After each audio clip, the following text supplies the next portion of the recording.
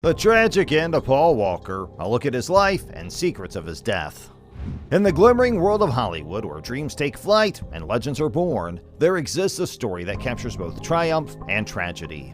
The name that resonates in the hearts of millions is Paul Walker, a charismatic icon who soared to great heights, only to be engulfed by a devastating and untimely end. But behind the glitz and glamour, Walker's life was far more complex than what met the eye. Let's talk all about the life of Paul and his tragic demise. On the 28th of November in 2013, Paul Walker logged onto his Twitter account to wish all of his fans a joyful Thanksgiving. The star from Fast and Furious had a lot of reasons to be thankful for that year. In addition to the fact that the sixth chapter of his much-loved film franchise had shattered previous box office records, he had also begun producing films of his own. But only a couple of days later, Paul Walker was taken from this world much too soon. Walker, who is well known for his generosity, had spent the day of November 30th, 2013 participating in a toy drive event hosted by his disaster relief charity, Reach Out Worldwide. Reach Out Worldwide was established in the wake of the earthquake that occurred in Haiti in 2010. Walker cheerfully left soon before 3:30 p.m. and he was never seen alive after that. Paul Walker, aged 40, shared a passion for fast automobiles with Brian O'Connor, the character he played in Fast and Furious. Walker and his friend Roger Rodas's high-performance vehicle business in Santa Clarita, California, hosted the charity event that day. The event was organized by Walker and Rodas to aid the Filipino survivors of Typhoon Haiyan. Rodas drove the 2005 Porsche Carrera GT as Walker sat in the passenger seat while the two exited the event. Only a few hundred yards from the garage, Rodas lost control of the notoriously difficult-to-handle car.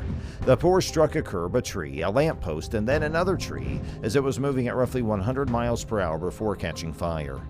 Everyone at the charity event, including Rodas's little kid, ran off right away. It was reportedly one of the most horrifying crash scenes in history, according to Walker's pal Antonio Holmes. It was consumed by flames, he declared. Nothing was present. They were in a pickle. Employees and shop buddies made an effort. We used up all the fire extinguishers, they said. The friends of Walker watched helplessly as word of the tragedy soon spread. Within hours, Paul Walker's passing shocked fans all around the world.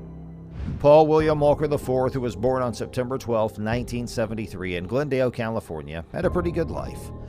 Before she married former amateur boxer Paul William Walker III and gave birth to 5 children, his mother, Cheryl Crabtree Walker, worked as a model. Paul was born first. He got a start in the entertainment industry at an early age, landing his first Pampers commercial at the age of 2. Throughout middle and high school, Walker went on auditions for roles and was offered bit parts in productions of Highway to Heaven and Charles in Charge. Although he graduated from Village Christian School in Sun Valley, California in 1991, it wasn't until the second part of that year that his film career took off. Hollywood films like Pleasantville from 1998, Varsity Blues from 1999, and She's All That from 1999 gladly cast him. Walker made his appearances as an undercover police officer in The Fast and the Furious 2 years later in 2001. The 1998 Vibe magazine article Racer X, written by Kenneth Lee, served as the basis for the film, which focused on the illegal drag racing scene and the criminal underworld that surrounds it. Walker co-starred in action movies with Vin Diesel, and their characters quickly gained cult status. Later, their on-screen chemistry led to a close friendship off-screen as well. The movie was initially considered a gamble, but it ended up laying the basis for a franchise that would go on to break numerous box office records and make multiple billions of dollars. Walker was overjoyed to finally be realizing his childhood ambitions.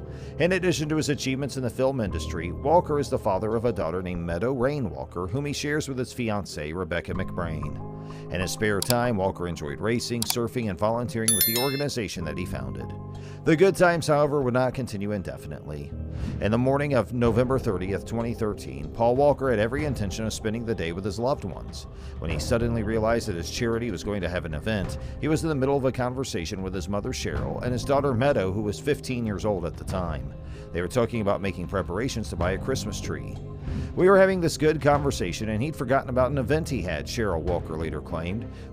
He received a text and exclaimed, "Oh my gosh, I'm supposed to be somewhere," when he realized his mistake. The get-together went ahead without a hitch, but tragically it came to an end before rush hour with the passing of Paul Walker. Around 3:30 in the afternoon, Walker and Rodas made the executive decision to put the Porsche through its paces on a well-known drifting curve that was located in an office park in the Valencia suburb of Santa Clarita. During the voyage, both the driver, who was 38 years old, and his celebrity passenger wore seatbelts, but once the car hit a curb and the driver side-clipped a tree and light post, no amount of safety procedures would help them. After hitting another tree on the passenger side, the automobile swung around and caught fire as a result of the impact. There were a great number of scared bystanders who stood around to see the smashed automobile burn into a charred husk. When Rodas's little son arrived in a state of shock, the passengers were still stuck inside the vehicle. He ran over to have a better look at the incident, but it wasn't until he noticed the make and model of the automobile that he realized it was the one his father had just driven away in. Many people tried to assist, including the employees of the shop who reached inside the vehicle to pull the victims out. However, because of the powerful flames, they had no alternative but to see Paul Walker, who passed away helplessly in front of them. In the end, Walker was burned so badly he could not be recognized, and his identity could only be established by dental records. The Los Angeles County Sheriff's Department looked into how Paul Walker passed away, and they found that the speed of the car played a significant role. The police department first calculated that the Porsche was traveling between 80 and 93 miles per hour when it collided. According to the report, the driver lost control of the car for an unidentified cause, and it partially flipped over before heading southeast. The car then hit a sidewalk before hitting a lamppost and a tree on its driver's side. The vehicle spun 180 degrees as a result of the power of these impacts and kept moving eastward. The car then crashed into a tree from the passenger side and caught fire. How did Paul Walker pass away? The investigation states that he died from traumatic and thermal injuries, while Rodas passed away from traumatic injuries. Neither man displayed any signs of drug or alcohol use. Meadow Rainwalker, Paul's daughter, filed a wrongful death lawsuit in 2015, blaming the disaster on Porsche's poor design. According to Meadow Rainwalker's lawyer Jeff Milam, the Porsche Carrera GT is a dangerous car in the end. It has no business being on the street, and neither Paul Walker nor his pal Roger Rodas ought to be absent. After a careful investigation, it was determined that no pre-existing conditions would have caused this collision and that worn-out tires and excessive speeds were to blame. According to the post-mortem, Rodas rapidly died of severe blunt head, neck, and chest trauma, and both airbags deployed as anticipated. The investigation uncovered further details regarding Paul Walker's death.